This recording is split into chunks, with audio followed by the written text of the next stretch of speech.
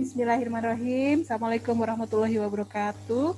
Jumpa lagi para sivitas Hospitalia RSUD Ciawi dan para healthizen di IG, YouTube maupun FB official RSUD Ciawi.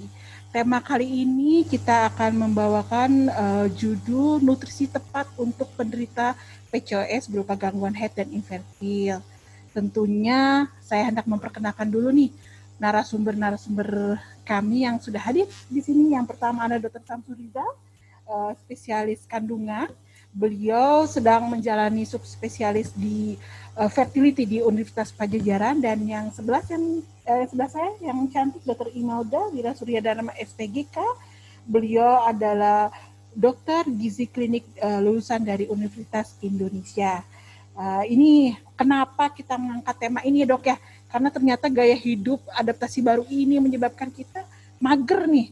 Diam aja di rumah, tinggal pesan makanan di rumah, tinggal pakai pencet HP. Dan ternyata ini menyebabkan kita menambah berat badan ya dok ya. Jadi olahraganya kurang sehingga aktivitas fisiknya menurun. Ini menyebabkan obesitas meningkat saat ini sehingga menyebabkan gangguan jantung dan kencing manis. Tapi ternyata obesitas juga tidak hanya menyebabkan penyakit-penyakit itu, menyebabkan gangguan kesuburan, gangguan siklus head tentunya. Jadi kita bahas di sini. Kemudian untuk para healthizen yang menyimak acara ini dengan baik dari awal sampai akhir, kami ada yang namanya giveaway cantik. Ini coba tolong giveaway cantiknya berupa masker LED. Ini inbox ya, kita buka aja. Ini masker LED ini untuk wajah ini anti jerawat dan meningkatkan kolagenitas. Bagi yang subscribe YouTube kami, kemudian follow IG kami dan FB kami akan mendapatkan, yang beruntung akan mendapatkan tentunya.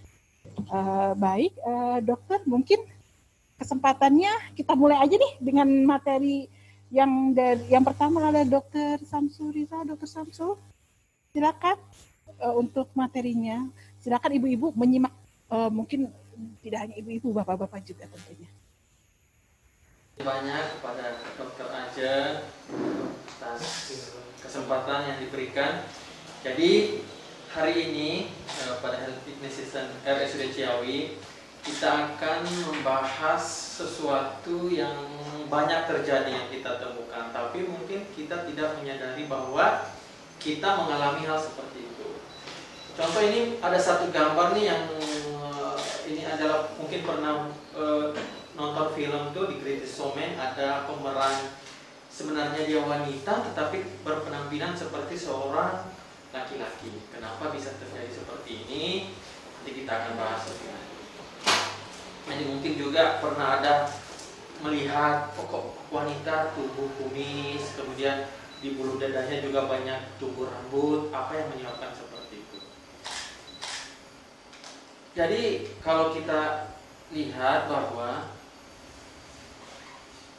yang gadis-gadis berkumis itu ya dok? Iya, gadis-gadis berkumis itu. Jadi sebenarnya kalau kita lihat bahwa PCOS ini kita sebut dengan PCOS, bahwa jadi PCOS itu sebenarnya adalah kumpulan keadaan-keadaan yang disebabkan oleh karena adanya perubahan hormonal pada tubuh wanita itu. Jadi mungkin kita melihat bahwa ada kenapa pada wanita itu tersebut berjerawat umpamanya lebih banyak. Kemudian tadi tumbuh rambut-rambut halus. Itu secara klinis biasanya disebabkan oleh karena meningkatnya hormon laki-laki atau kita sebut dengan hormon androgen pada wanita tersebut. Keluhan yang lain biasanya menyertainya itu adalah adanya gangguan menstruasi. Gangguan menstruasinya itu kadang-kadang dia nggak haid 2-3 bulan, kemudian haid lagi, tapi dengan siklus yang lebih panjang atau dia perdarahannya lebih banyak. Nah, gambaran klinik yang lain pada saat dilakukan pemeriksaan itu nanti kita akan temukan di pemeriksaan USG itu bahwa dia memiliki folikel-folikel yang kecil yang tidak tumbuh. Karena yang normalnya sebenarnya pada saat hari ke-14 itu dari awal siklus pada saat di awal menstruasi dia akan tumbuh satu folikel yang matang yang biasanya ukurannya 2 cm, di situ mengandung bibit. Pada keadaan PCOS ini dia tidak mengalami yang seperti itu, makanya dia juga selain gangguan menstruasi, hiperandrogen dengan keluhan seperti tumbuh rambut halus dan berjauh, dia juga akan mengalami kesulitan untuk hamil atau mengalami memiliki keturunan. Kalau kita lihat PCOS ini, dia ini memberikan dampak. Kalau kita lihat ternyata dia ada satu di antara 1000 wanita, tapi 50% itu, hampir 70% itu tidak menyadarinya bahwa sebenarnya ini saya mengalami yang namanya PCOS. Mungkin jerawatnya, pertumbuhan jerawatnya umpamanya hanya dianggap sebagai ya mungkin karena infeksi atau lagi puber atau lagi apa, padahal tidak seperti itu. Kalau kita lihat juga bahwa 5 bahaya daripada PCOS ini, kalau kita biarkan, dia akan memberikan dampak jangka panjang. Selain gangguan menstruasi, infertility umpamanya, ternyata dia akan berpotensi menyebabkan nanti mengalami penyakit diabetes mellitus atau kencing manis. Bisa juga dia mengalami penyakit kardiovaskuler atau jantungnya. Nah, kita lihat poin ini bahwa PCOS ini merupakan penyebab yang paling banyak dari female infertility atau kesulitan untuk mendapatkan keturunan. Dan kasusnya dengan pola hidup milenial seperti sekarang ini, yang makan junk food, kurangnya aktivitas fisik, maka menyebabkan obesitas, maka bisa menyebabkan terjadinya suatu PCOS. Jadi menjadi pertanyaan nantinya, kenapa topik ini kita gunakan hari ini? Kenapa berat badan itu bisa mempengaruhi gangguan menstruasi ataupun menyebabkan gangguan infertilitasnya? Itu yang akan kita bahas. Jadi mungkin kalau dari saya hanya ingin menjelaskan hubungannya ini nanti sama Dokter Imelda. Nah, biasanya kan kalau ke praktek itu kalau ada gangguan menstruasi atau kesulitan punya anak, kita lihat ibunya umpamanya berat badannya berlebih atau overweight, ya dokter itu hanya menyarankan diet sama pola hidup sehat. Yang menjadi pertanyaan atau menjadi beban sebenarnya itu cara diet yang benar itu gimana? Ya. Jadi nanti insya Allah kita akan bahas bersama ahli gizinya yaitu dokter. Nah, kenapa? Coba kita lihat slide-nya. Jadi kita lihat kenapa sih makan itu bisa, makan yang berlebihan itu, terutama yang mengandung karbo yang tinggi atau junk food, bisa menyebabkan orang mengalami gangguan menstruasi atau yang keluhan-keluhan yang disebutkan seperti terjadi. Jadi kita lihat di sini, pada saat secara normal, pada saat kita makan, maka itu kan nanti akan makanan-makanan itu akan diubah menjadi glukosa. Kemudian ada namanya enzim itu insulin, dia berfungsi untuk menarik glukosa itu masuk ke dalam sel. Kalau dalam keadaan sehat, maka sumber glukosa ini tadi akan dipakai untuk energi atau sebagian disimpan sebagai cadangan energi. Nah, bagaimana kalau berlebihan? Ini yang bahaya. Kalau berlebihan, kita lihat pada saat kita makan terus-menerus, maka kadar insulin itu akan meningkat. Tetapi karena cepat di metabolisme, cepat juga naik, cepat juga turun, maka ada keinginan untuk makan terus. Jadinya seperti lingkaran setan ya. Kita makan terus, glukosanya naik, insulinnya naik, makan terus, lapar lagi, makan lagi. Makanya orang yang memakan makanan yang indeks glikemiknya rendah, tinggi ya, maka dia akan terus merasa kelaparan karena dia kadar glukosanya cepat naik, tapi cepat turun juga. Nah, apa yang terjadi jika kita mengalami hal seperti itu? Maka yang saya bilang tadi, kalau dalam keadaan normal, insulin ini kalau kadar glukosa atau makanan yang masuk itu masih normal, insulin itu masih mampu untuk menariknya itu sebagai sumber energi atau sebagai cadangan. Tetapi ketika kadar glukosanya sudah berlebihan, insulin ini punya batas. Dia hanya sampai selevel itu dia bisa menggunakan menarik glukosa itu masuk ke dalam sel sebagai. Nah, yang kedua, ketika kita tidak memanfaatkan energi, ketika glukosa itu kita tidak ingin manfaatkan, umpamanya hanya tidak ada pengeluaran energi atau tidak ingin dibakar istilahnya, maka dia akan disimpan. Disimpannya dalam bentuk apa? Dia bisa disimpan dalam bentuk cadangan lemak.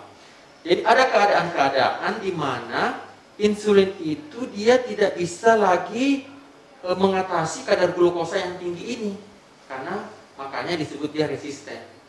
Nah, kenapa resisten ini berbahaya? Jadi insulinnya ini dia terus berada dalam sirkulasi darah karena dia karena kadar glukosa yang tinggi ini, maka produksi insulin ditingkatkan terus sehingga insulinnya ini karena punya batas kemampuan untuk menarik glukosa ke dalam sel, dia akan menjadi resisten. Nah, selain itu, karena kadar glukosa yang tinggi ini banyak, tetapi tidak dimanfaatkan sebagai sumber energi, maka dia akan disimpan sebagai cadangan lemak. Makanya kenapa kalau kita makan berlebihan, tetapi tidak dikeluarkan sebagai bentuk energi, dia akan disimpan sebagai cadangan lemak. Makanya orang bisa mengalami overweight atau obesitas. Ya. Nah, sekarang pertanyaannya, apa hubungan antara insulin ini dengan kejadian PCOS? Kita lihat bahwa ternyata pada wanita itu sumber androgen atau hormon kelaki-lakiannya, kita sebut hormon testosteron, itu dia ada di ovarium, selain di kelenjar adrenal. Kalau pada pria kan hanya berasal daripada kelenjar adrenal. Dan perlu diketahui bahwa hormon testosteron ini atau hormon laki-laki ini juga dibutuhkan pada wanita, tapi dalam keadaan normal. Bagaimana jika berlebihan? Berlebihan tadi, kenapa bisa berlebihan? Ternyata bahwa insulin ini kalau dia normal, dia mencetuskan atau berfungsi untuk membantu ovarium ini atau sel induk telur ini untuk menghasilkan hormon testosteron. Karena hormon testosteron ini merupakan awal atau sumber untuk menghasilkan hormon estrogen dan progesteron. Kita tahu bahwa kedua hormon ini sangat dibutuhkan pada wanita, yaitu hormon estrogen dan progesteron. Dan sumbernya itu dari hormon androgen. Tetapi yang namanya keadaan berlebihan oleh karena meningkatnya insulin, maka produksi di ovariumnya juga akan meningkat. Nah, keadaan yang berlebihan inilah yang menyebabkan dia akan nanti diubah menjadi estrogennya terlalu berlebihan, kemudian dia juga akan diubah nanti di dekat kelenjar-kelenjar rambut juga akan berlebihan. Makanya kenapa kalau orang tinggi hormon androgennya, pertumbuhan rambutnya meningkat. Hal itulah yang menyebabkan kenapa pada wanita tadi timbul jerawat. Karena salah satu penyebab daripada jerawat itu karena adanya pertumbuhan yang berlebihan atau adanya masalah di jaringan itu tadi, kelenjar kulit.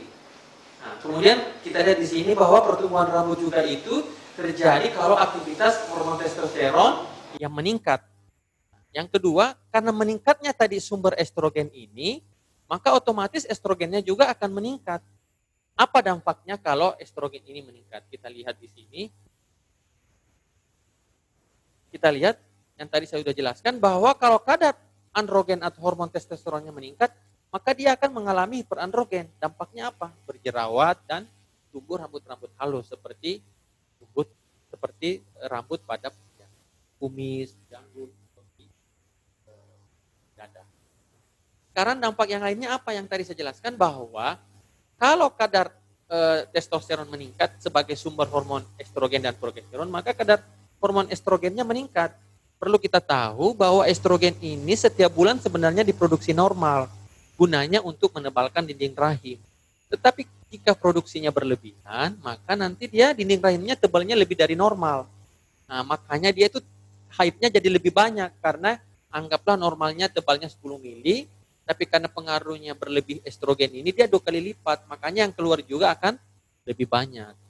Dampak lainnya adalah ketika kadar hormon androgen ini meningkat, ditambah dengan resistensi insulin tadi yang saya katakan bisa menyebabkan cadangan lemaknya meningkat, maka ternyata di lemak itu dia mempunyai kemampuan untuk mengubah juga hormon androgen ini menjadi hormon estrogen. Jadinya sumber produksi hormon estrogennya menjadi 2. Yang berlebihan juga di ovarium, ditambah lagi ada dari jaringan lemak.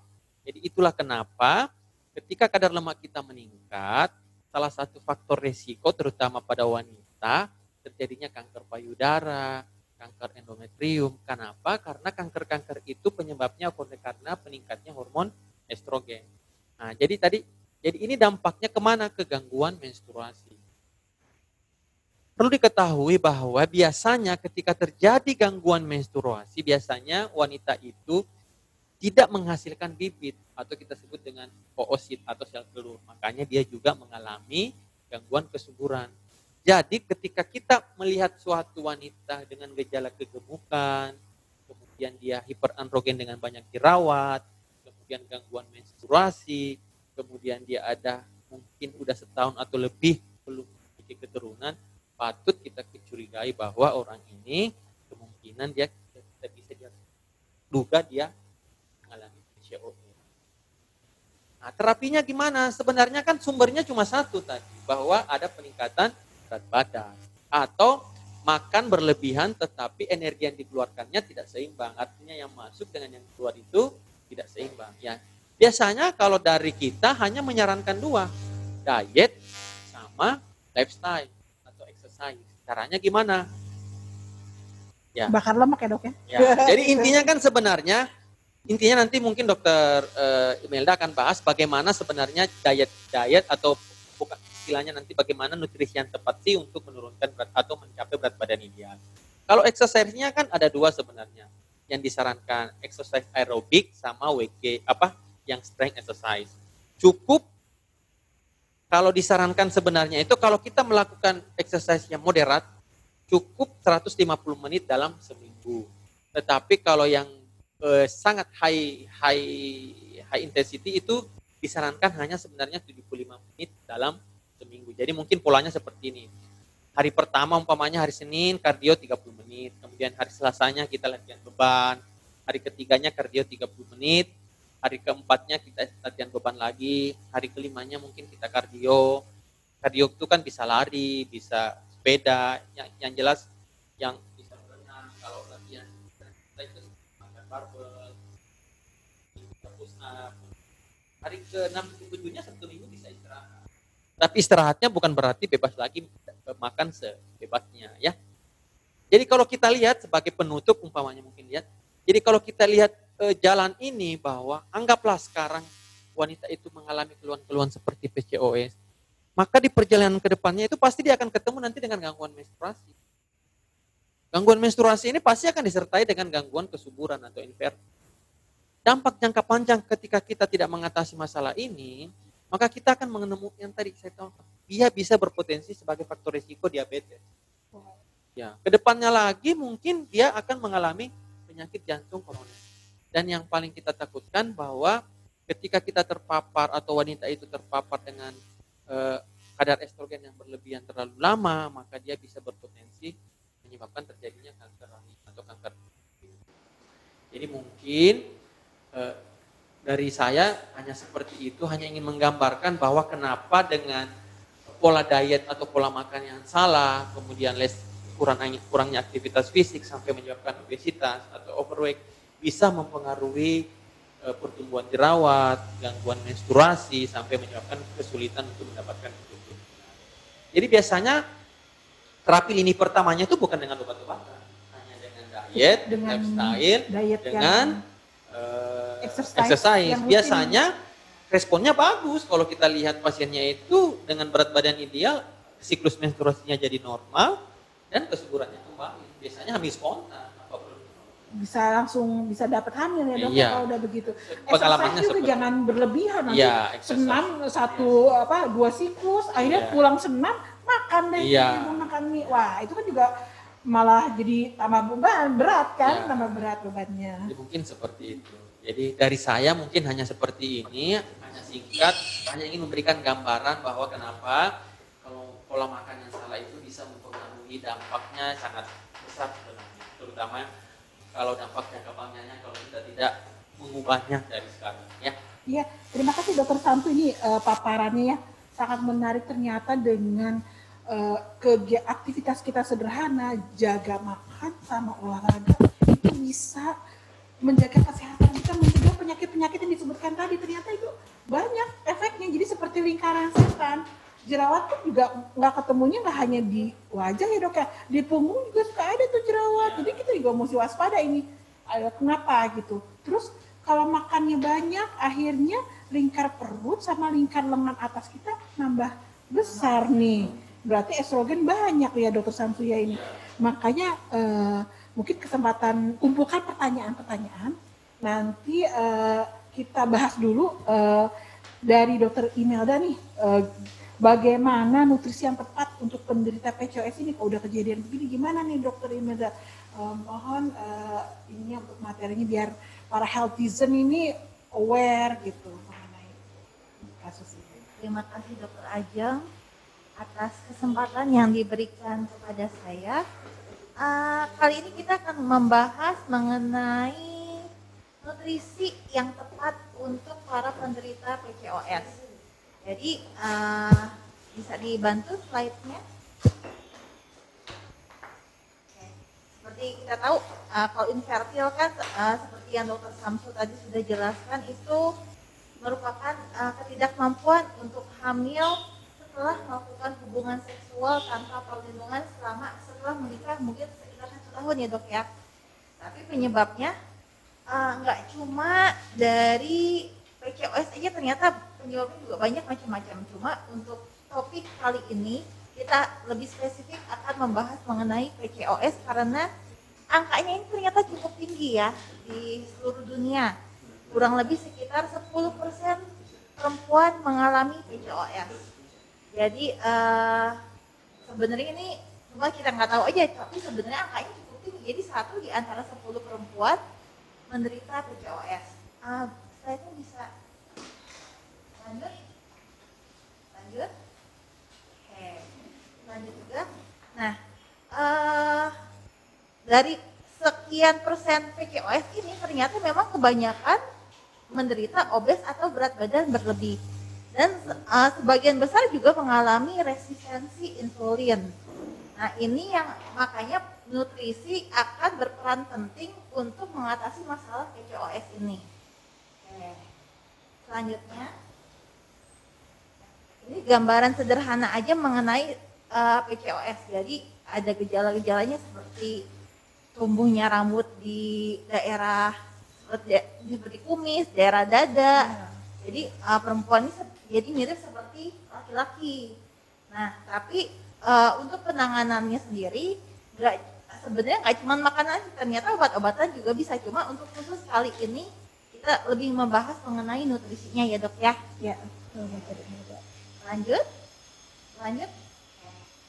Nah, ini faktor-faktor resiko terjadinya PCOS. Bisa disebabkan karena faktor genetik. Jadi kalau misalnya orang tuanya atau saudara kandungnya, tantenya ada yang menderita PCOS juga, ternyata si pasien juga beresiko tinggi mengalami PCOS yang sama. Juga ada mungkin juga dari masih di dalam perut ibunya mungkin dia terpapar hormon androgen yang tinggi. Nanti pas saat dewasanya dia beresiko juga mengalami PCOS. Nah ini mungkin pada saat dewasa, mungkin karena pola makan atau jarang mager ya Dok ya. Jadi terjadi obesitas sehingga dia beresiko mengalami resistensi insulin dan respon inflamasi juga meningkat dari sel-sel lemak yang berlebihan. Nah langkah-langkahnya ini yang penting untuk PCOS nih, apa sih pola makan yang benar? Nah pertama kita harus tahu dulu indeks massa tubuh kita. Ini yang paling penting. Kita ini termasuknya berat badan normal, kurus, gemuk, atau obes. Nah ini kita harus tahu dulu. Gimana cara ngitungnya? Ngitungnya dari indeks massa tubuh. Pertama kita ukur berat badan kita, kemudian kita ukur tinggi badan kita. Nah setelah itu kita bagi berat badan, dibagi tinggi badan kuadrat. Setelah itu didapatkan hasilnya. Nah setelah itu kita harus mengkategorikan kita masuknya ke kelompok yang mana. Apakah kita termasuk kurus, normal, gemuk, atau obes. Nah setelah kita mengetahui indeks massa tubuh kita harus menghitung kebutuhan kalori kita sehari-harinya berapa. Ini ada beberapa rumus yang agak ribet, mungkin ngitungnya agak-agak ini ya, ada rumus berdasarkan Harris Benedict. Tapi sekarang udah banyak aplikasi yang otomatis kita bisa langsung pencet tinggal masukin berat badan, tinggi badan, langsung keluar, oh kebutuhan kalori kita sekian. Atau kalau misalnya mau praktis, kita juga bisa hitung berdasarkan eh, termasuk berat badan normal atau lebih. Jadi kalau misalkan kita termasuk berat badannya lebih, nah terus aktivitasnya ringan atau sedang atau berat, nah kita tinggal mengalihkan dengan kebutuhan kalorinya. Misalnya kita berat badan lebih terus aktivitasnya ringan nih, ya kita tinggal mengalihkan 20 sampai 25 kalori per berat badan. Jadi misalnya berat badannya 80 kilo, terus aktivitas ringan, nah jadi 80 kali 20 atau 25. Jadi kebutuhannya mungkin sekitar 2000 kalori. Contoh sederhana penghitungan kalori. Nah, untuk selanjutnya, oh ya satu lagi. Untuk kalau kita ingin menurunkan berat badan, kita untuk orang obes, kita memakai patokan berat badan yang kita targetkan. Jadi misalnya berat badan 80, kita pengen turun dulu misalnya ke 70 kilo. Jadi kita ngitung kebutuhannya dari 70 kilo, bukan dari 80 kilo. Sekarang kita beralih ke makanan pokok kita sehari-hari. Nah, untuk karbohidrat seperti kita tahu kan ada macam-macam. Ada karbohidrat simplex atau sederhana. Ini contohnya seperti gula, sirup, permen. Yang ini kadar gula simplex ini yang cepat meningkatkan kadar glukosa darah kita dalam waktu cepat. Tapi juga karena respon insulinnya tinggi, kadar gula ini juga cepat turun lagi. Jadi begitu kita makan karbohidrat simplex, dalam 1 atau 2 jam kita udah lapar lagi. Padahal dia meningkatkan kadar gulanya cepat. Tapi kalau kita makan dengan karbohidrat kompleks atau yang mengandung serat tinggi, dia akan lebih lambat menaikkan kadar gula darah. Dan kadar gula darah kita juga jauh lebih stabil. Sehingga gak cepat lapar, jauh lebih kenyang. Makanya kita menyarankan untuk konsumsi jenis karbohidrat yang kompleks. Contohnya apa? Itu bisa dilihat seperti misalnya nasi merah atau roti gandum, atau mungkin kalau di ini apa ya, yang sekarang lagi banyak tren kayak misalnya oats yang ya kayak granola. Nah itu semua kan bentuk karbohidrat kompleks yang tinggi serat. Kalau seblak itu gimana? Kalau itu karbohidrat juga kan? Ya karbohidrat, cuman kan biasanya dari dari bihun dan kue tiaw ya, itu kan sebenarnya termasuk karbohidrat simplex karena terbuat dari tepung beras. Cepat kenyang, cepat lapar lagi. Iya, cepat kenyang, cepat lapar lagi. Enak sih, tapi ya mesti dijaga ya. Iya, mesti dijaga, dibatasi lah ya. Terus kalau gitu ya nasi merah. Ya, lebih baik nasi merah, betul sekali. Nah, untuk selanjutnya, sekarang kita ke lemak. Lemak ini kan sebenarnya ada macam-macam, ada omega 3, omega 6, omega 9 dan lemak jenuh. Nah, badan kita bisa membentuk omega 9 sendiri. Jadi sebenarnya nggak termasuk lemak esensial. Tapi omega 3 dan omega 6 ini termasuk lemak esensial. Jadi tubuh tidak bisa membentuk sendiri. Jadi harus dapat asupan dari luar. Nah, manfaatnya apa? Manfaatnya ya macam-macam. Omega 3 manfaatnya bisa mengurangi resiko terjadinya pembekuan darah. Ini untuk pembentukan membran saraf. Juga menurunkan resiko jantung, diabetes, resiko pikun dan resiko kanker. Jadi manfaatnya banyak banget. Lemak tuh nggak hanya jelek ya, ada lemak baik ya, dan lemak jahat. Terus juga ternyata dia punya efek anti-inflamasi. Nah, omega 6. Omega 6 juga perannya penting nih. Ada anak-anak untuk tumbuh kembang, untuk metabolisme, supaya kulit dan rambutnya bagus, nggak kering. Terus untuk kesehatan tulang, juga untuk fungsi otak. Tapi jeleknya dia bisa bersifat pro-inflamasi atau pro-peradangan. Jadi kalau kita kebanyakan makan makanan yang tinggi omega 6, artinya badan kita lebih gampang terjadi inflamasi atau peradangan. Untuk omega 9 sendiri, omega 9 ini bisa menurunkan resiko penyakit kardiovaskular dan juga dapat mengurangi inflamasi. Nah, terakhir nih lemak jenuh nih. Lemak jenuh sebenarnya dia juga bisa berperan penting untuk membran sel. Jadi ada baiknya juga. Cuma kalau berlebihan, kolesterol kita jadi loncat. Itu bahaya itu ya. Dan sayangnya pola makan kita nih kebanyakan tinggi lemak jenuh sama tinggi omega 6. Dan rendah olahraga. Iya, dan kurang olahraga. Nah, Ini sumber-sumber lemak omega 3 nih. Jadi kalau kita tahu selama ini kan banyaknya omega 3 ini dari minyak ikan ya. Ya. Tapi ternyata juga banyak dari sumber sayur-sayuran juga ada gitu. Terutama dari jenis kacang-kacangan. Jadi seperti flaxseed, kacang walnut, terus edamame, ini yang mungkin kita bisa ketemu sehari-hari ya. Terus bayam, terus kembang kol. Jadi di pasar kita udah harus tahu nih, oh ini ternyata tinggi omega 3 gitu. Bikin sup kacang hijau malah sehat justru ya. Iya. Selama ini Ternyata kita banyak tahu yang murah tapi itu iya, sehat buat sebenarnya kita. sehat, cuman kita jarang pilih aja ya, cuman enak karena nggak tahu Iya. gitu. Nah selanjutnya, nah ini jenis-jenis contoh minyak sayur. Ini sebenarnya cukup sehat, cuma kita kadang suka nggak tahu ya kandungan perbandingan kandungan omega 3 dan omega 6-nya. Karena cuma taunya oh ini lemak lemak sehatnya tinggi, tapi sebenarnya ternyata komposisi omega 6-nya lebih tinggi, omega 3-nya justru malah rendah. Gitu. Justru yang kita butuhkan pada kondisi PCOS ini omega 3-nya harus cukup tinggi untuk ya. mengimbangi si omega 6 gitu. Nah, contohnya untuk minyak sayur mungkin yang cukup oke lah untuk ini seperti flaxseed, atau mungkin juga bisa walnut atau canola yang perbandingannya ini relatif seimbang antara omega 3 dan omega 6. Gitu. Next. Nah, ini juga beberapa contoh minyak sayur. Nah, yang sering kita tanyakan, dok, minyak kelapa ini bagus apa enggak? Nah, ini yang mungkin sering jadi pertanyaan ya. Sebenarnya minyak kelapa bagus, cuma dia memang tinggi dengan lemak jenuh. Tapi dia juga punya kelebihan. Kenapa? Pertama, dia mempertinggi metabolisme tubuh.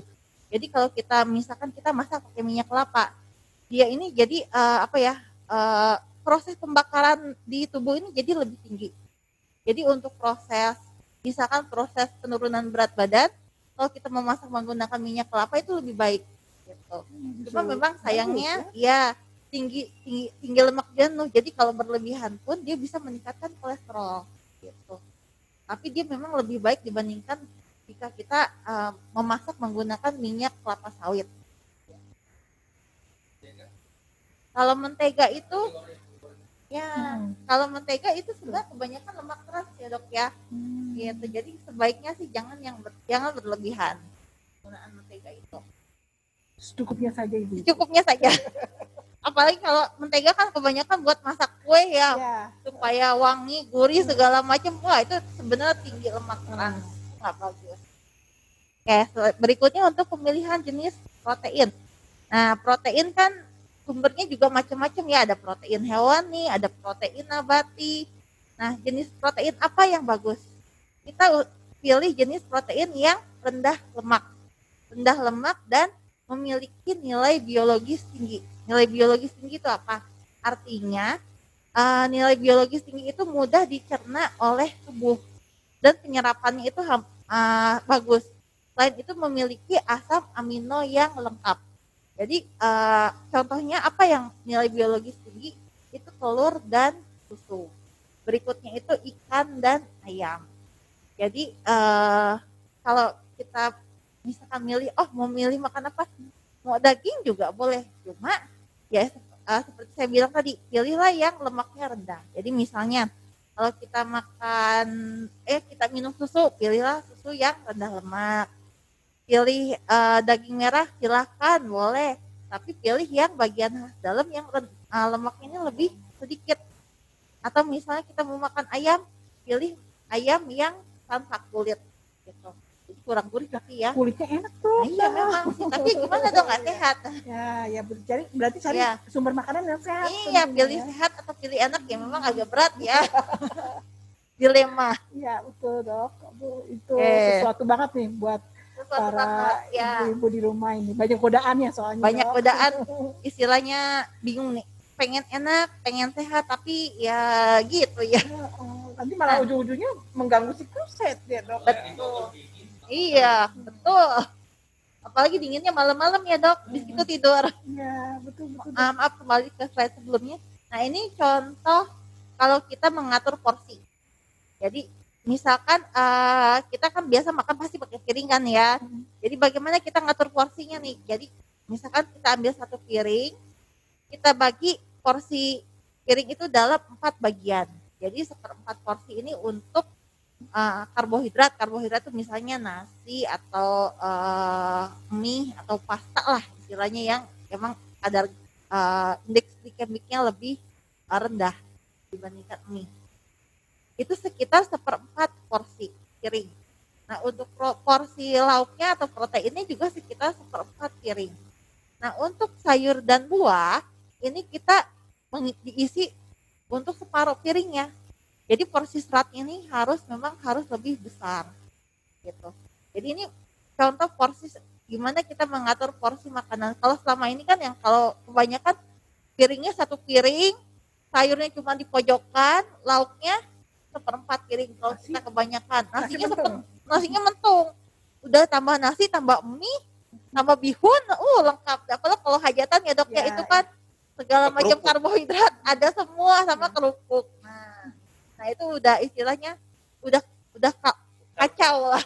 Udah full karbo, full lemak. Satu piring aja ya dok, bukannya tambah lagi, udah bagian daging nanti nambah lagi. Kan itu juga ternyata malah berlebihan masuk asupan yang kita makan ya. Jadi satu padahal piring. Iya idealnya kan kita ngaturnya 1/4 piring untuk nasi, 1/4 piring untuk protein atau lauk atau daging, baru separuh piring sisanya tuh untuk sayur. Itu yang ideal. Itu lebih justru ideal dan sehat.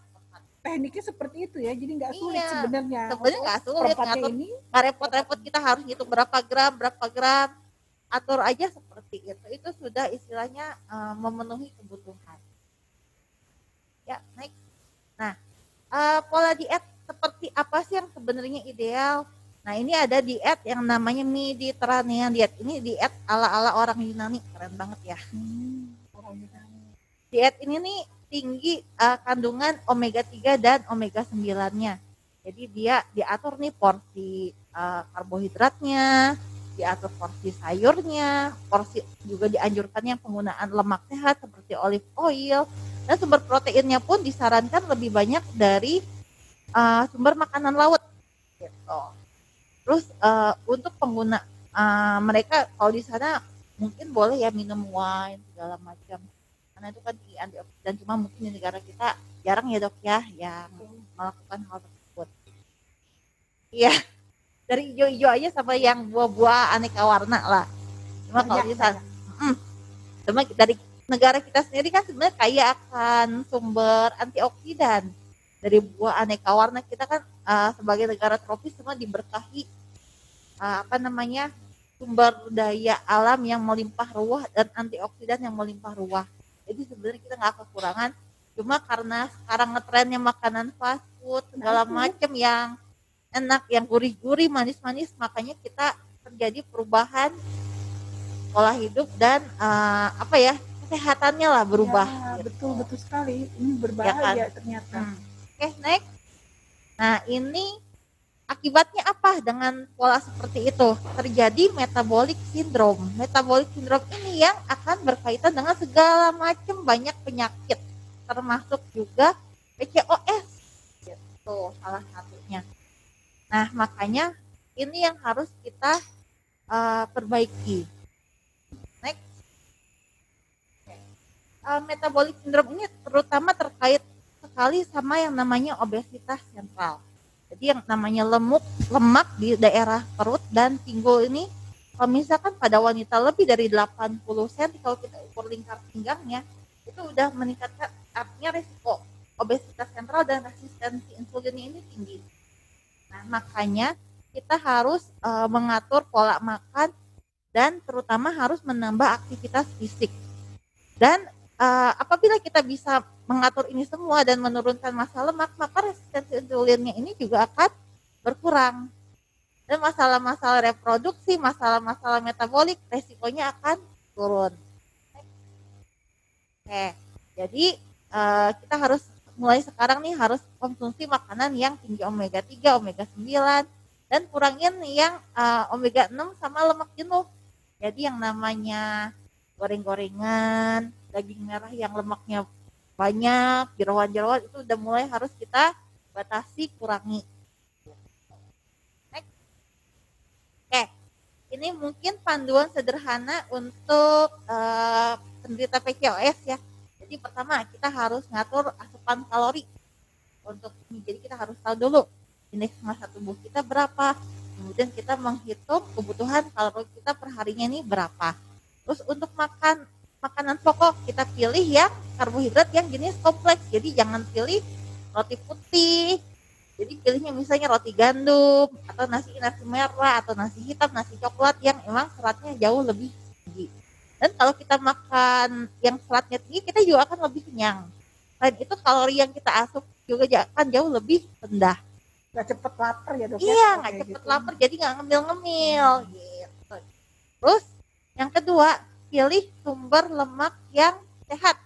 Jadi dari ikan laut bisa, dari mungkin biji-bijian kayak chia seed, flaxseed, untuk menurunkan inflamasi atau peradangan dan resistensi insulin. Jadi kurangi juga sumber lemak tinggi omega 6 dan lemak jenuh. Jadi itu kebanyakan sumbernya dari minyak sayur.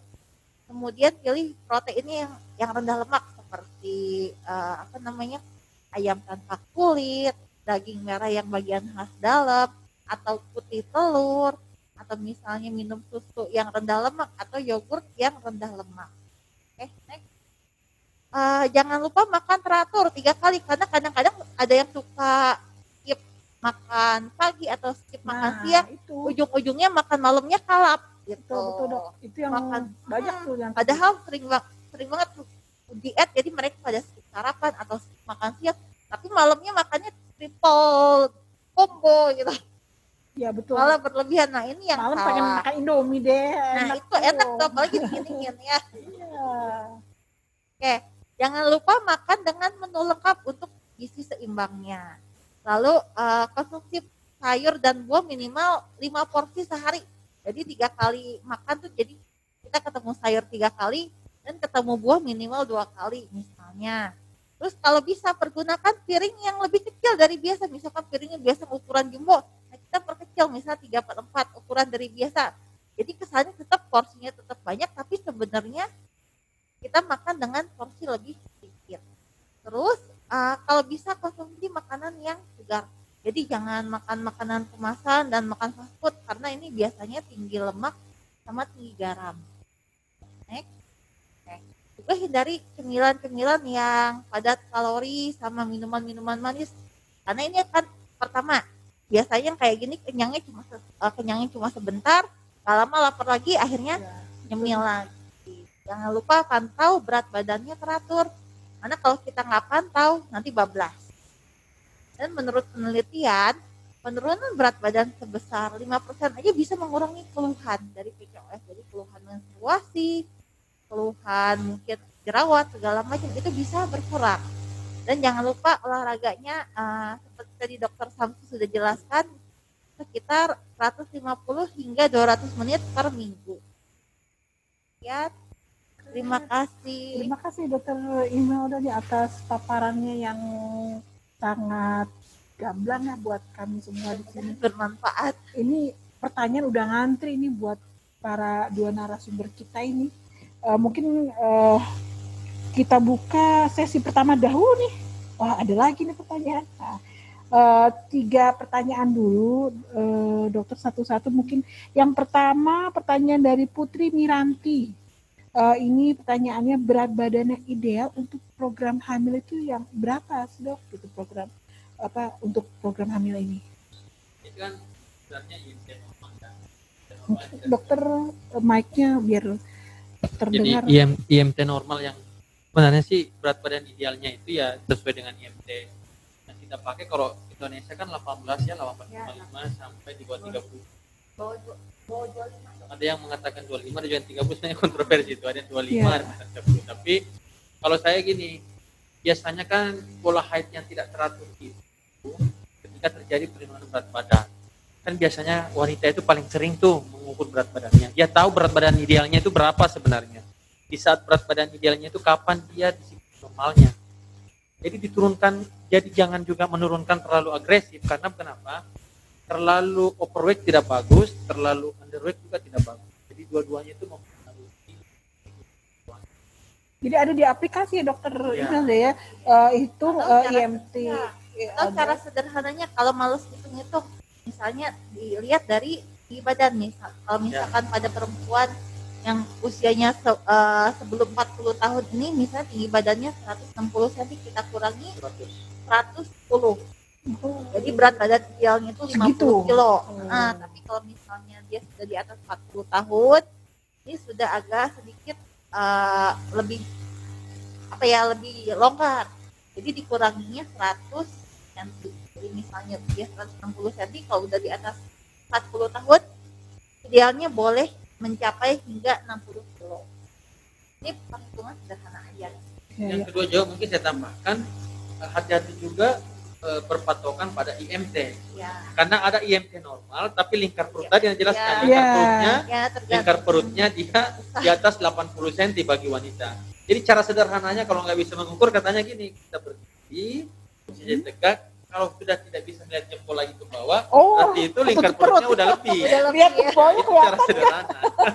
Iya ya Kita dok. pada ngecek semua nih. Iya. Jadi bisa saja berat badannya normal secara IMT, Tapi tapi perutnya lingkar perutnya. Ya, karena Tidak- masa lemaknya. tidak ideal ya dok ya. Itu juga salah satu. Kemudian dengan menurunkan berat badan 5% saja untuk kemungkinan program hamil itu bisa ya dok ya? Iya, kadang-kadang memang. Jadi memang kita tadi saya bilang agresifnya itu hanya 5% sebenarnya, tidak boleh lebih dari juga karena kita sadar berpikir juga. Kita kalau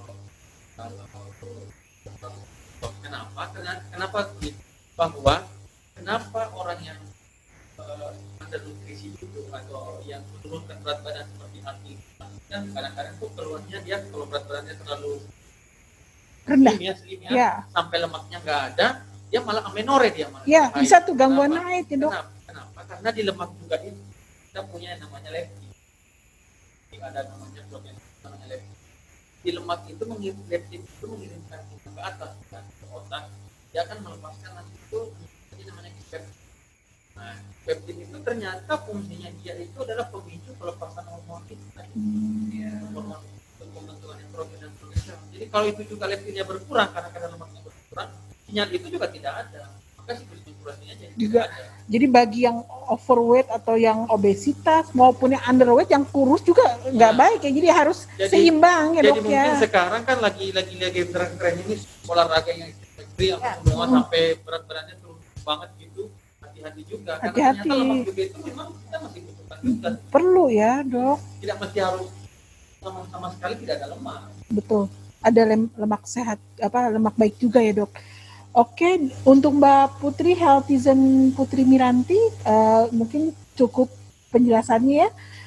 Kita lanjutkan ke pertanyaan berikutnya dari Arista di Facebook ya. Mbak Arista di Facebook nih dok, menanyakan apakah pola makan berpengaruh pada gangguan haid, seperti apakah program yang harus dijalani? Mungkin tadi yang sudah dijelaskan. Jadi Kan, di pola makan yang berlebihan menimbulkan resistensi insulin sebenarnya awalnya, gangguan metabolisme lah istilahnya ya. Jadi insulinnya ini berlebihan, dia malah bekerjanya tidak normal ke ovarium. Hormon-hormon yang tadi itu, hormon laki-lakiannya meningkat. Nah, itu yang gangguan hormon inilah yang menyebabkan gangguan menstruasi. Ringkasnya seperti itu. Jadi untuk kayak misal kita makan jangan yang Kebanyakan karbohidrat yang selain kebanyakan lemak. jadi ini akan kalau berlebihan akan disimpan sebagai cadangan lemak. Nah ini akan berpengaruh terhadap hormon-hormon hormon yang kacau. Jadi sebenarnya mungkin makanan itu kan sebenarnya makan itu sebenarnya mindset ya dok ya, karena orang Indonesia kan itu mindsetnya kalau nggak makan nasi makan. ya, Padahal dia udah makan mie, udah Jadi sebenarnya makan yang mindset lain-lain, udah makan Jadi roti. sebenarnya mindset yang perlu memang kita edukasi terus menerus bahwa mindset kita kalau nggak makan nasi nggak kenyang. Iya, bukan nggak kenyang, udah nggak makan. Nggak makan, sorry. iya, iya, betul. Nggak makan nasi nggak Padahal makan. udah makan yang lain-lain. Udah gitu. makan mie, udah makan bihun, udah makan gorengan. Iya, udah makan gitu. segala macam, tapi karena Belum nggak makan ketemu nasi, jadi belum makan. Padahal di luar kan orang nggak makan nasi kan. Dia Iya. juga bisa hidup kan, bisa sehat. Oh. malah. Ini dokter melanjutkan pertanyaan dari Arista nih, ada dari Bu Titi Purwitari. Menu diet untuk pagi, siang, sore itu gimana nih? Pertanyaan. Biasanya sebenarnya tergantung lagi kembali ke pola aktivitas sehari-hari.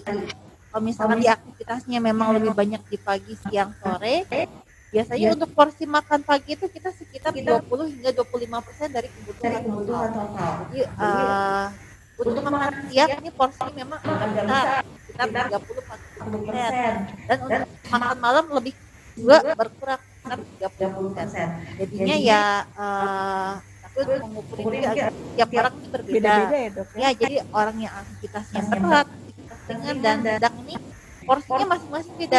Cuma memang untuk porsi normal ini pembagiannya. Jadi paling besar itu untuk makan siang. Tapi kita juga jangan men-skip sarapan, karena kalau kita nggak sarapan, akhirnya ya pasti ada satu saya nggak bisa konsentrasi segala macam untuk bekerja. Nah ini yang paling kita temui. Jadi cuma memang porsi untuk sarapan itu memang agak terlalu besar. Jadi sekitar 20-25% dari total kebutuhan harian lah. Jadi makan siang ini yang paling banyak. Tapi untuk makan malam bisa sekitar 30%, atau bisa kita kurangi kalau misalnya kita bisa beringat untuk menurunkan berat badan. Jadi misalkan porsi makan malamnya kita turunkan sekitar 20%. Karena setelah makan malam kan biasanya kita kan terlalu banyak aktivitas fisik.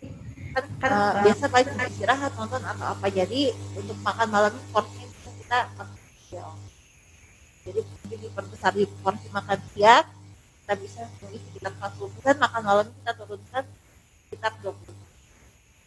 Iya, jadi dokter Imelda nih kan tiap orang individu nih beda-beda nih, karena ternyata aktivitasnya berbeda. Ada yang pekerjaannya ringan, ada pekerjaannya berat memang, atau memang cuma di rumah saja. Mungkin untuk healthizen yang mau konsultasi langsung, ini pilihan makanannya apa aja yang tepat atau gimana, bisa konsultasi langsung ke dokter Imelda ya dok ya? Ya boleh. Tiap hari apa dokter bisa disampaikan di sini? Untuk selama pandemi ini hanya setiap Rabu saja dok. Rabu ya berarti. Ya, kalau sudah ketemu vaksin saya akan lebih sering lagi. Mungkin jadi biar bisa dihitungin, karena tiap orang ternyata beda-beda. Betul. Setiap orang memilih dengan berat badan berbeda, kebutuhannya berbeda. Dengan aktivitas berbeda, kebutuhannya berbeda. Ya. Dengan jam kerja berbeda aja perhitungannya berbeda. Ya betul, ternyata memang bervariasi, dan itu perlu perhitungan yang lebih tepat nih biar healthizen penasaran atau gimana nih gizi yang baik gitu. Bisa konsultasi langsung ke dokter Imelda tiap hari Rabu. Oke, ini udah 3 pertanyaan ini. Saya lanjutin ini khusus nih ke dokter Samsu nih. Ya. Dari Mbak Asi di Instagram ini, dulu Mbak Asi pernah nanya juga ya dari IG nih. Ini agak menyimpang dari tema ini dok.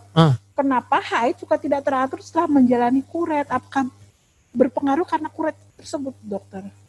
Tidak teraturnya hilang atau artinya jadi telat gitu dok, atau malah lebih cepat? Ya, jadi ya salah satu komplikasi dari kuretase kan itu kita kenal, ada namanya yang Asherman syndrome ya. Jadi proses penyembuhannya itu sampai menyebabkan itu kan kalau rahim itu kan ada dia kayak lubangnya lah, salurannya lah. Jadi ada saluran atas, jadi dia semacam rongga ya, rongga. Salah satu komplikasi kuretase itu kan bisa ada infeksi. Setelah terjadi proses penyembuhan itu, dinding atas dinding bawahnya itu dia merekat sebenarnya. Terlalu tipis ya. Iya, terlalu tipis merekat, jadi nempel. Jadinya biasanya itulah yang menyebabkan adanya gangguan haid. Tapi bagaimana solusinya bisa konsultasikan ya dok ya. Dan yang itu mungkin salah satu faktor, tapi kan kita harus lihat faktor lain. Jangan-jangan memang dia tadi itu ada siklus menstruasi karena itu tadi kerjasama atau pensinyalan dari otak ke indung telurnya bermasalah sama rahim. Jadi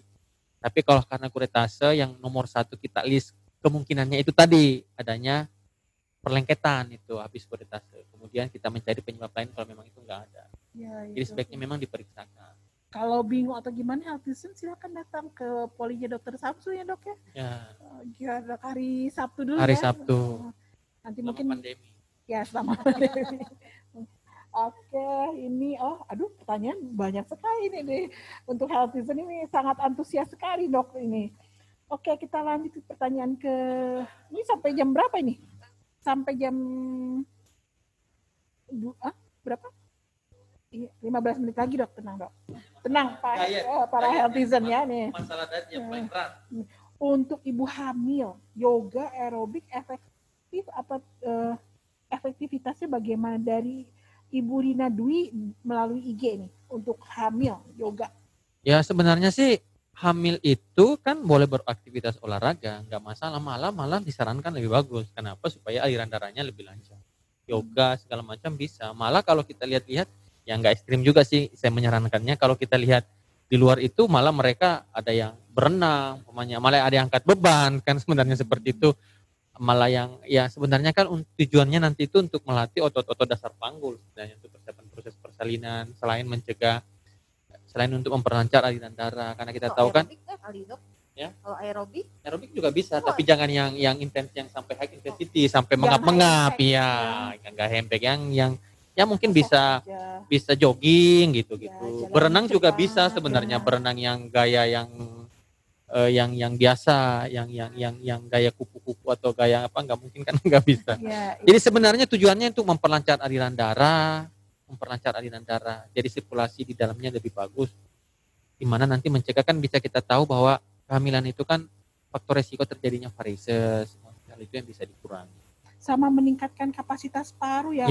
Pada saat persalinan, proses persalinan kan bisa. Perlu napas panjang nih. Ibu-ibu, jadi sebenarnya olahraga itu jangan dihindari pada saat hamil, tapi tentunya olahraga yang ringan-ringan yang terukur ya dok. Iya, pasien-pasien saya sarankan berolahraga. Kalau bisa olahraganya sambil berjemur kan sebenarnya itu lebih bagus. Kalau kena matahari, ibu hamil sangat penting itu. Oke, Mbak Healthizen Rina Dwi nih pertanyaannya mungkin cukup puas ya Mbak Rina, boleh lanjut kalau mau konsultasi silakan tinggal datang ke Rumah Sakit Ciawi tiap hari kerja. Pertanyaan berikutnya ini dari Yuni lewat Facebook dok. Apakah harus kurus mempengaruhi sulit mempunyai anak nih? Ini kan tadi kita bahas obesitas nih. Apakah kurus juga sulit nih untuk punya anak ini? Yang tadi saya bilang bahwa orang yang kadar lemaknya kurang itu tadi bahwa di tubuh itu pada tubuh wanita itu lemak itu juga mengirimkan sinyal yang tadi itu leptin itu. Jadi leptin itu penting untuk membantu pensinyalan ke otak untuk pelepasan hormon yang berfungsi untuk menumbuhkan sel-sel telur. Jadi kalau kadar lemaknya kurang, makanya biasanya haidnya juga hilang dia, nggak teratur, malah amenore biasanya. Makanya atlet-atlet itu atau orang yang melakukan aktivitas fisik berlebihan itu dia kadang-kadang nggak haid bertahun-tahun kadang-kadang tidak. Karena itu tadi leptinnya itu berkurang sebenarnya. Jadi hormon yang dilepaskan di otak yang berfungsi untuk membantu pertumbuhan sel telur itu tidak ada. Karena intinya begini, ketika hormon itu tidak ada, pertumbuhan sel telur tidak ada, kan yang sebenarnya yang bikin haid itu hormon estrogen sebenarnya. Jadi hormon estrogen itu yang menebalkan dinding rahim. Kalau itu tebal, pasti nanti akan haid. Jadi sebenarnya intinya itu. Ya, nutrisinya seimbang harus. Jadi tidak healthizen jangan kurus-kurus, jangan juga terlalu overweight. Jadi kalau perempuan itu kan kita kan bisa tahu umpamanya berat badan, anggaplah berat badannya 50 umpamanya. Saya haidnya teratur waktu itu. Pas tiba-tiba 65 nggak teratur, ya berusaha aja mengembalikannya ke berat badan normal. Ya, waktu atau itu kurus karena diet atau bagaimana akhirnya haidnya juga hilang juga ini ya. Iya, hati-hati ya. Sekarang gini juga hati-hati umpamanya. Yang berdiet ketat sampai menyebabkan amenore atau aktivitas fisik yang berlebihan sampai menyebabkan amenore. Kenapa amenore ini berbahaya bagi wanita? Karena wanita itu setiap bulannya kan menghasilkan hormon estrogen sebenarnya. Estrogen itu penting banget karena dia berfungsi untuk menjaga atau pelindung sistem kardiovaskulernya wanita. Makanya wanita itu jarang di bawah umur 40 tahun yang masih menstruatur kena serangan jantung karena dia punya estrogen. Yang kedua buat kepadatan tulang. Nah, tulang. Ya, yang ketiga untuk kekencangan kulit kan pelenturan untuk kolagen. Kalau dia tidak haid sampai bertahun-tahun karena diet, karena olahraga yang berlebihan, maka dia kadar estrogennya pasti menurun dalam tubuhnya. Sehingga fungsi protektifnya hilang untuk tulangnya. Ke jantung resikonya juga semakin meningkat. itu tadi hati-hati osteoporosis lebih dini. Jadi Osteoporosis dini. Jadi siklus menstruasi itu harus terjaga setiap bulan karena menghasilkan estrogen yang sangat penting untuk fungsi perlindungan bagi wanita itu yang saya jelaskan. Oke, terima kasih nih Dokter Samsu. Kita lanjut ke pertanyaan berikutnya, ini ke Dokter Imelda, ini dari Devina lewat Instagram nih. Olahraga apa yang dianjurkan untuk penderita PCOS? Apa aja sih dok olahraga? Karena Dokter Samsu sudah sempat jelaskan ya. Iya. Jadi ada olahraga yang sifatnya aerobik dan sifatnya endurance. Endurance ini kayak latihan beban. Jadi bisa dilakukan selang-seling atau misalnya dilakukan bersamaan dengan latihan aerobik. Jadi misalnya setelah olahraga yang aerobik misalnya entah lari, entah sepeda atau berenang, setelah itu dilanjutkan dengan olahraga endurance tapi mungkin dengan rentang waktu yang juga nggak berlebihan gitu. Jadi misalkan 30 menit olahraga kardio misalnya senam aerobik, setelah itu 10 menit dilanjutkan dengan olahraga beban. Jadi itu mungkin yang lebih ideal, tapi jangan cuma melakukan olahraga beban aja tapi tanpa dilakukan olahraga kardio, karena banyak sekali yang salah kaprah gitu. Ini udah olahraga mati-matian, udah angkat beban segala macam tapi beratnya kok nggak turun-turun. Ya karena olahraga beban ini nggak menurunkan berat badan, dia hanya memperbesar massa otot. Ada yang putus asa tuh jadinya. Udah olahraga kok nggak turun-turun nih berat badannya. Padahal untuk program penurunan berat badan itu yang penting terutama adalah olahraga kardionya, karena untuk membakar lemak. Dan untuk olahraga kardio sendiri ada minimal waktu. Jadi minimal itu 30 hingga 40 menit per sesi. Kenapa harus seperti itu? Jadi biasanya pada 30 menit pertama itu yang kita bakar itu baru cadangan glikogen atau cadangan gula kita di hati dan otot. Jadi kita belum masuk ke tahapan bakar lemak sama sekali gitu. Iya benar. Jadi perlu ada durasinya. Iya, jadi makanya minimal 30 menit. Jadi kalau misalkan kurang dari itu kita baru coba ngebuang air aja, baru buang keringet, lemaknya belum dibuang. Baru setelah itu proses pembakaran lemak berjalan. Dan setelah udah misalkan 10 menit, 15 menit pembakaran lemak, kita mau melakukan olahraga beban, olahraga endurance itu silakan untuk pembentukan massa otot. Jadi kita nggak jadi sekol ya, nggak kempot yang keriput-keriput turun berat badan tapi tetap sehat terbentuk terbentuk, jadi bentuknya nggak krempeng lah gitu ya. Jangan juga habis olahraga karena udah haus, lelah, habis itu minum lagi minuman yang manis-manis. Dikasih sirup, yang dingin-dingin gitu langsung diminum. Itu ya percuma juga. Teh manis, minum teh kotak. Istilah udah proses. Tuh healthy zone. Garap laut. Memang enak sih. Memang enak tapi ya percuma mau basir olahraga. Saya udah olahraga capek-capek kita bakar taunya. Jadi mungkin juga dok, kalau saya sih netizen ini perlu diajarin setiap mengkonsumsi makanan kemasan atau minuman kemasan kan itu ada ingredientnya tuh, ada tuh apa kandungannya sebaiknya itu dibaca, terutama kandungan gulanya kan ada di situ kandungan gulanya itu di situ. Jadi kebanyakan minuman kemasan kita ini kan emang tingginya gula semua ya dok ya. Jadi ya sebaiknya ya kalau memang habis olahraga ya minumnya healthy zone itu. Jadi banyak yang menganggap bahwa minuman, jadi perlu tahu juga bahwa kayak umpamanya kandungan kayak teh botol umpamanya kemasan itu kan dia kandungan gulanya kalau nggak salah 250 ya, 250 itu porsinya dok. Kalau nggak salah kandungan gulanya itu 40 gram atau 40 gram ya. 30 atau 40 gram. Itu kalau kita komparasikan dengan nasi itu sama dengan berapa sebenarnya? 1,5 porsi nasi. Nah, berarti sama dengan 1,5 porsi nasi. Jadi nasinya udah dikurangi umpamanya, tapi dia minum teh botol lagi 1 atau 2 botol, itu sama aja kan sebenarnya. Itu kan banyak yang kurang mengerti memahami tentang hal-hal yang seperti itu sebenarnya kan. Lebih baik makan nasi aja sekali ya. Kenyang dan kalau makan nasi kan udah jelas karbohidrat kompleks. Aduh ini 5 menit lagi nih dari Mimin udah ngasih kode nih, gimana nih Altisa nih? Datang ke poli aja dok. Oke deh, satu aja nih, satu pertanyaan lagi nih. Boleh. Dari Raisa lewat. Raisa siapa nih? Wah, ini langsung nih dari FB nih dok. Diet yang benar-benar untuk penderita PCOS seperti apa dan apakah pola tidur yang tidak cukup mempengaruhi sulit hamil? Ya, jadi memang Tunggu dulu dok, apakah mengkonsumsi kafein juga berpengaruh nih? Pertanyaan dari Mbak Raisa nih, Healthizen yang Raisa. pertama masalah diet, saya kira tadi diet udah dijelaskan ya. Sudah, Less ya. sugar, ya less karbo. Karena karbo kan sebenarnya itu kenapa karbo itu dikurangi? Karena karbo itu ujung-ujungnya kan nanti menghasilkan gula sebenarnya. Ya. Yang sudah jelasin tadi bahwa kalau tadi makanan sehat, saya kira kurangi karbo. Jadi prinsipnya sebenarnya diet itu prinsipnya begini. Ketika kita ingin meningkatkan berat badan, yang masuk ditambah pengeluaran atau pengeluarannya dikurangi. Pengeluarannya maksudnya itu aktivitasnya. Ya. Tapi sebaliknya pun kalau kita mau menurunkan berat badan, yang masuknya itu kita kurangi, tapi kita meningkatkan pengeluarannya seperti olahraga, exercise. Seperti itu prinsipnya sebenarnya. Tidur sangat penting. Jadi karena tidur penting sangat ya, Dok? penting ya. Karena tidur itu kan banyak hormon-hormon yang terkait dengan di dalamnya mengganggu keseimbangan hormon ketika orang mengalami gangguan tidur. Jadi orang dewasa itu butuhnya 7 sampai 8 jam sehari.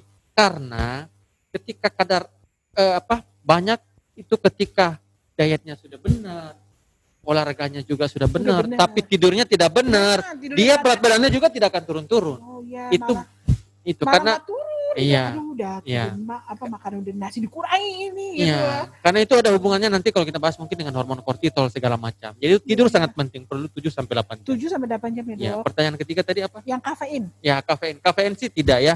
Kalau kafein sih yang jelas tidak lebih dari 8 gelas sehari itu tidak terlalu berpengaruh. Malah kopi itu banyak penelitian yang mengatakan bahwa dia juga mengandung antioksidan. Oh, antioksidan juga ya, tapi jangan Kalau terlalu berlebihan. Cuma masalahnya banyak yang kopinya tidak dengan apa?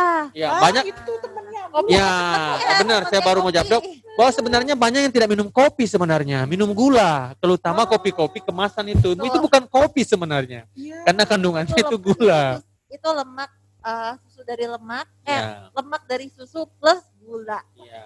Jadi kopi yang teman-temannya ini yang berbahaya. Temannya Makanya sebenarnya kalau ngopi itu benar-benar kopi hitam. Kok benar-benar kopi. Bolehlah kalau ingin belum terbiasa boleh menambahkan susu, tapi susu yang rendah lemak. Ya betul, sama Ya. jangan tambahin gula ya dok Ya, ya. nggak usah pakai gula. Jadi kopi itu sebenarnya nikmatnya saat dia tidak pakai gula. Memang awal-awalnya berat, tapi kalau udah terbiasa malah nggak suka lagi Iya. kopi-kopi yang manis.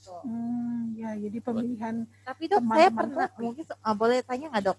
Katanya kalau minum kopi pada saat haid ini bisa bikin dismenore. Wah, saya kira itu bener nggak, mitos Dok? ya, hanya mitos mitos ya. itu ya. Intinya Nggak kan ada di kafein, hubungannya. ya nggak ada hubungannya, hanya mitos. Jadi sebenarnya kopi itu baik, bermanfaat seperti tadi, tidak lebih dari takarannya 8 gelas yang 200 itu dari sehari. Oke, terima kasih dokter. Ini nyempil deh satu lagi ya, Healthizen satu lagi nih. Maaf nih dok, ini ke dokter Imelda nih. Madu apakah boleh untuk penderita PCOS mengingat harus mengurangi gula? Ini madu kan sebenarnya antioksidan dok, atau Ya, gimana dok? benar. Chemicnya. Madu memang mengandung tinggi antioksidan, tapi jangan lupa dia juga ada kandungan glukosa dan fruktosa. Jadi kalau berlebihan pun nggak bagus Ya. juga. Jadi, kalau dibandingkan lebih baik mana antara gula dan madu, saya akan pilih madu.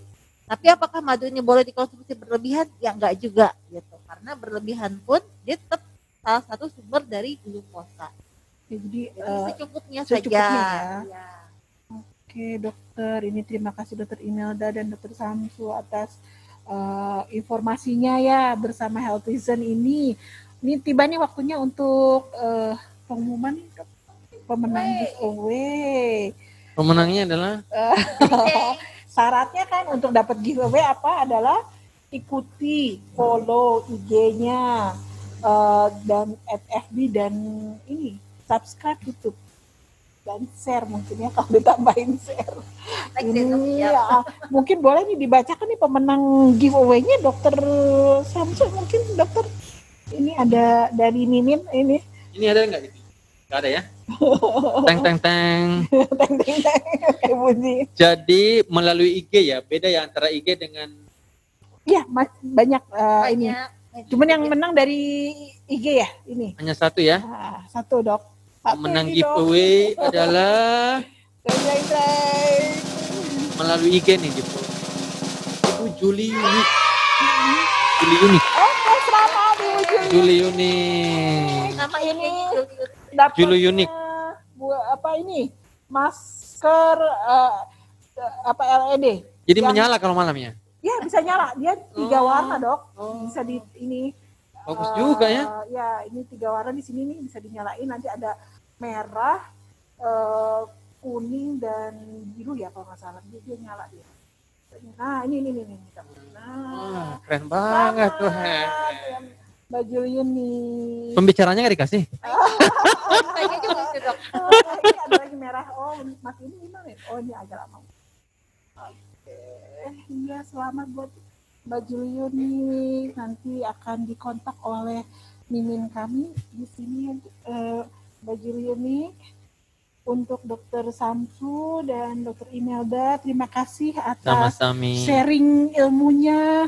Semoga bermanfaat buat para healthizen official RSUD Ciawi. Mungkin sudah mendekati sholat Jumat juga. Dari kami akhiri dengan ucapan Alhamdulillahirabbil alamin. Assalamualaikum warahmatullahi wabarakatuh dan selamat siang. Bye-bye.